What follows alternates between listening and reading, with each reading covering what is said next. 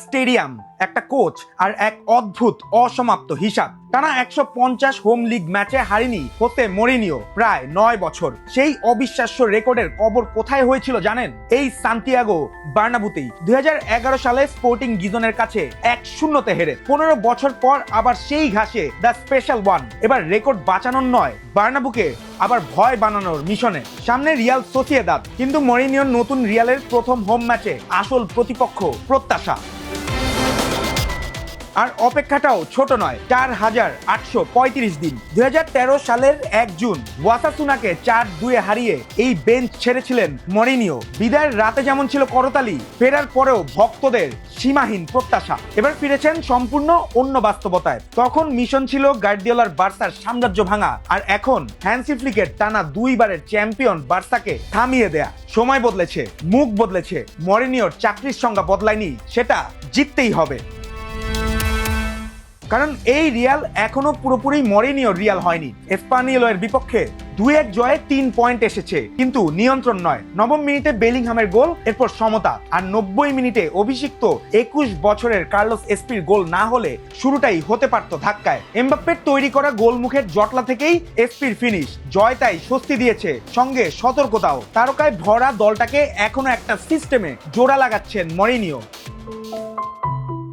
সময় কম, 22 থেকে 30 আগস্ট, মাত্র 8 দিনে 3 লিগ ম্যাচ। এসপানিওল, সোসিয়েদাদ, এরপর মালাগা। শুরুতেই রোটেনশন, ফিটনেস আর ছন্দ, 3 পরীক্ষা একসঙ্গে। তার উপর বার্সেলোনা এলচেকে 5-0 উড়িয়ে জানিয়েছে তারা তৃতীয় লিগের দৌড়ে অপেক্ষা করবে না। গত মৌসুমে চ্যাম্পিয়ন বার্সার চেয়ে 8 পয়েন্ট পিছিয়ে ছিল মাদ্রিদ, অর্থাৎ আগস্টের ফেলে যাওয়া পয়েন্টও মে মাসে পাহাড় হতে পারে।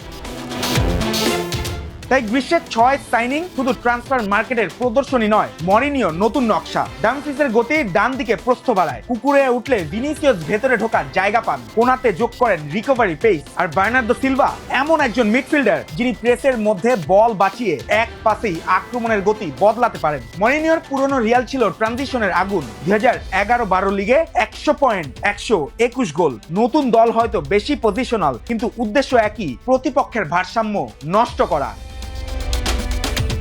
আর এখানেই প্রথম ম্যাচের ছোট কিন্তু গুরুত্বপূর্ণ শিক্ষা। এসপানিওল যখন রিয়ালের প্রথম প্রেস ভেঙেছে, মাঝমাঠের পেছনে জায়গা মিলেছে। সোসিয়েদাদের কুবো সুচিচিরা সেই জায়গায় খুঁজবে। তাই আক্রমণে যতটা ঝড়, পেছনে রেস্ট ডিফেন্স ততটাই জরুরি, বিশেষ করে ডামফ্রিজ ও কুকুরেয়া একসঙ্গে ওপরে উঠলে।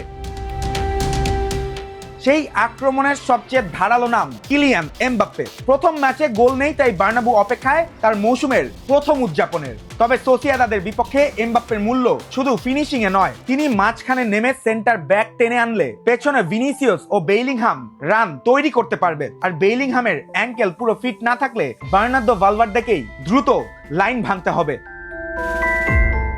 অন্যদিকে মরিনিওর সবচেয়ে বড় চিন্তা, বল হারানোর পর কয়েক second Militao, Rodrygo, Raul Asensio, Mendy ও থিয়াগো পিটার্চ স্কোয়াডে নেই। চুয়ামেনি ও বেলিংহামও পর্যবেক্ষণে। সোসিয়েদাদ তাই কুবোর বাপা বারেনে চেয়ার গতি আর ওয়ার্ডজাবালের বক্স মুভমেন্ট দিয়ে ফুল ব্যাকের পেছনটা খুঁজবে। তাই কোচ মাতারাজ্জো বলেছেন, মরিনিও রিয়ালে প্রেসিং এর কাঠামো ও কাউন্টার প্রেসিং এর তীব্রতা আগের চেয়ে আলাদা।